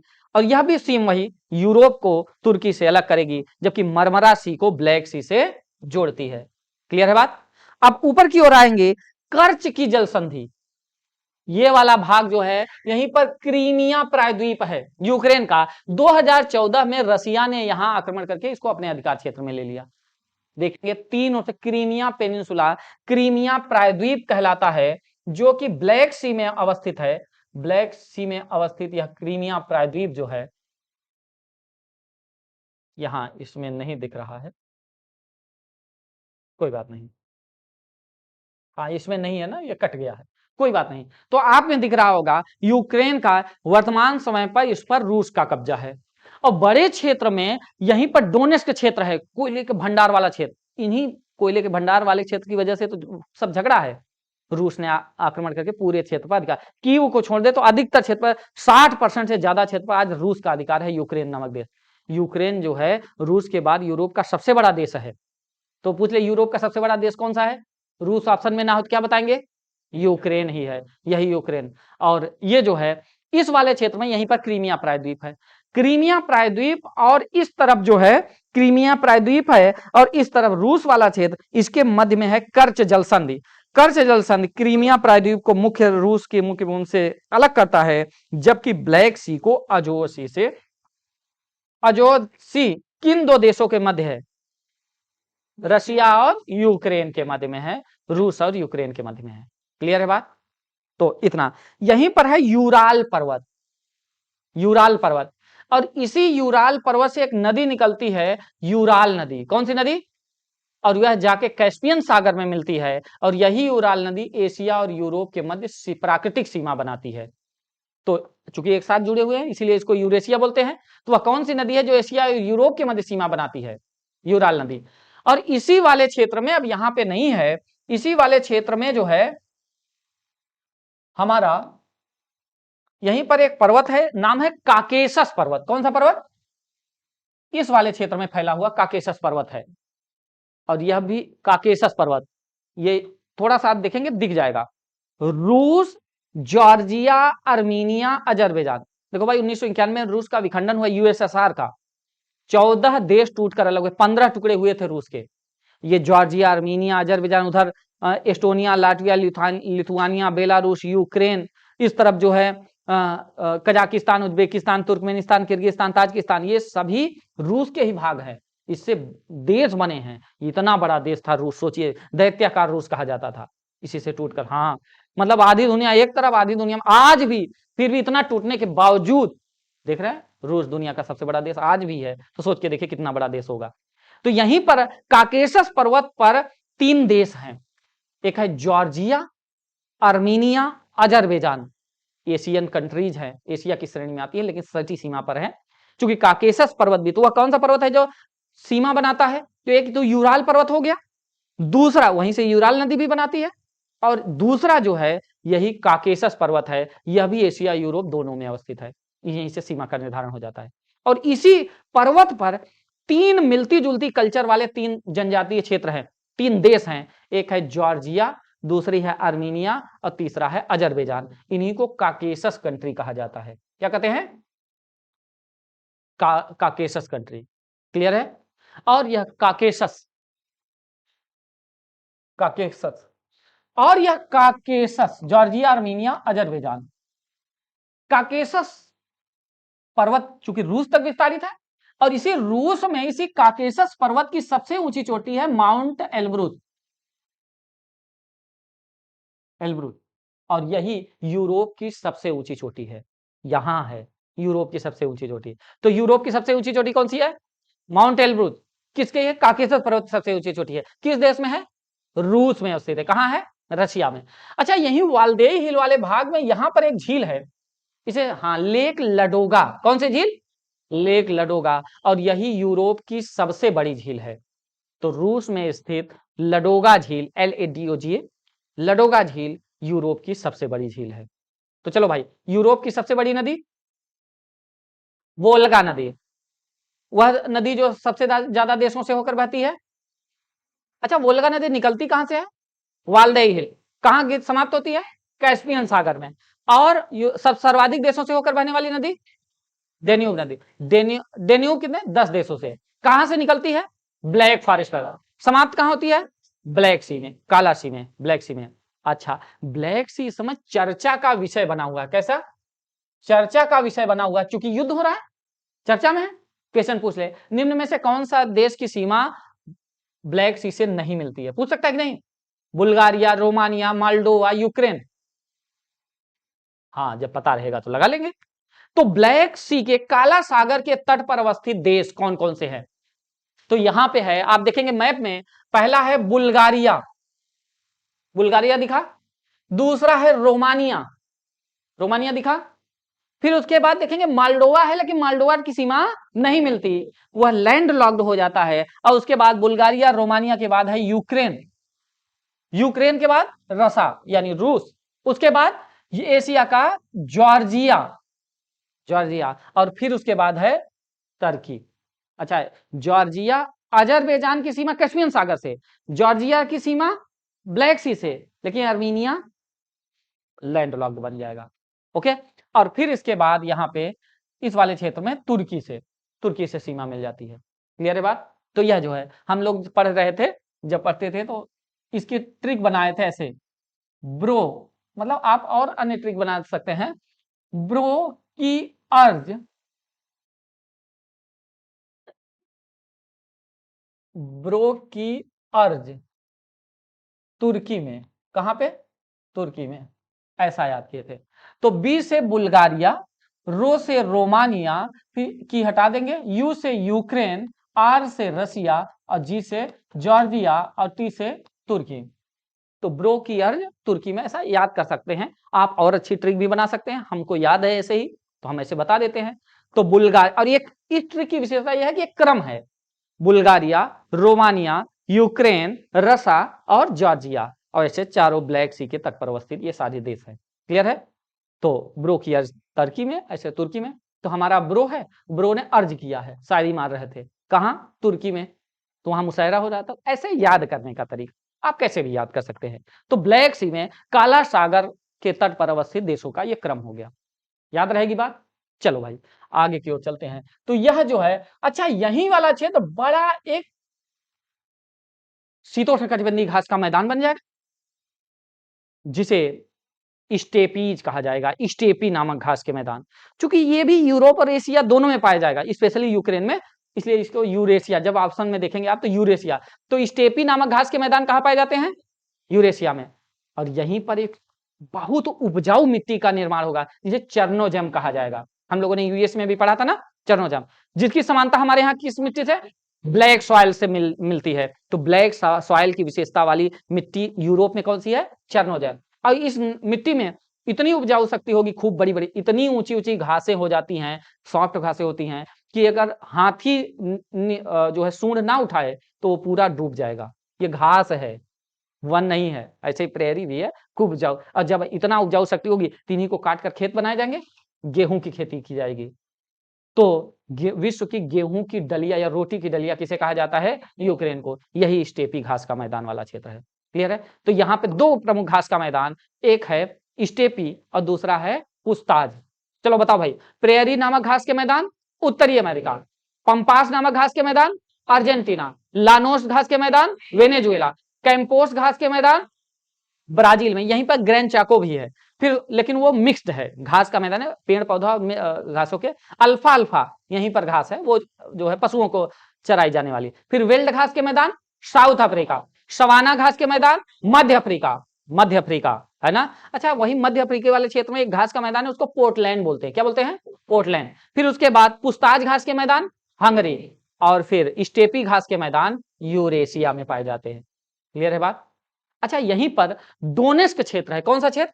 डोनेस्क क्षेत्र यूक्रेन में अवस्थित है, जो कि कोयला भंडार के लिए प्रसिद्ध है। किस लिए? कोयला भंडार। डोनेस्क क्षेत्र, DONETSK, डोनेस्क क्षेत्र, जो कि कोयला के भंडार के लिए प्रसिद्ध है। यहीं पर एक शहर है किरवय राग, KIRHOYG ऐसा करके किरवय राग नाम का शहर है, जो कि लौह इस्पात, आयरन ओर के लिए, लौह इस्पात उद्योग के लिए प्रसिद्ध है, यूक्रेन का ही है। क्लियर है? लॉरेन क्षेत्र कहां है? फ्रांस का लॉरेन क्षेत्र, यह आयरन लौह अयस्क भंडार वाला क्षेत्र है। रूर क्षेत्र कहां है? जर्मनी का रूर क्षेत्र, जो कि कोयला भंडार के लिए। किरूना कहां है? किरूना क्षेत्र स्वीडन में, जो कि लौह अयस्क भंडार के लिए प्रसिद्ध है। ड्रेसडन वही एल्ब नदी के तट पर है, जर्मनी में, जो कि चीनी मिट्टी उद्योग के लिए प्रसिद्ध है ना। चीनी मिट्टी के सामान बनाए जाते हैं, ऐसा कुछ प्रमुख रूप से उद्योग धंधे हैं, है ना। इसको आप चाहेंगे तो हम एक लिस्ट जो है बना के, जो परीक्षा में बार बार पूछी गई हैं, ये हम आपके ग्रुप पर प्रोवाइड करवा देंगे, उसको पढ़ लीजिएगा एकदम ध्यान से, सारा एक साथ समराइज कर देंगे। उत्तरी अमेरिका, दक्षिणी अमेरिका, अफ्रीका, ऐसे क्रम वाइज लिखते चले जाएंगे, उसको लर्न कर लेना है। पीटी निकालना है तो याद करना पड़ेगा कि नहीं करना पड़ेगा, या केवल कॉन्सेप्ट से काम चल जाएगा? नहीं चलेगा, अब कंपटीशन बहुत है ना। 5 लाख बच्चों में से आपको रैंक बनाना है, रैंक ही नहीं बनाना है, केवल मेंस लिख के खुश हो जाना है क्या? नहीं, हमको फाइनल सिलेक्शन लेना है, वरना हम लोग की तरह बताते रहेंगे 7 मेंस हो चुके हैं, बस बताएंगे पर रहेंगे। तो वैसा नहीं करना है कि ये केवल डींग हाँकने वाली बात होती है, उसका कोई महत्व नहीं होता। कोई एक मेंस में ही फाइनल सेलेक्ट हो जाता है, 7 मेंस लिख के आप बैठ के पढ़ा रहे होते हैं खड़े होके, तो फिर वो उसका कोई महत्व नहीं है ना, जब तक आप अपने उद्देश्य की प्राप्ति ना कर ले। तो आगे आते हैं, चलो भाई। तो एशिया महाद्वीप, अब चलते हैं हम लोग एशिया महाद्वीप की ओर। एशिया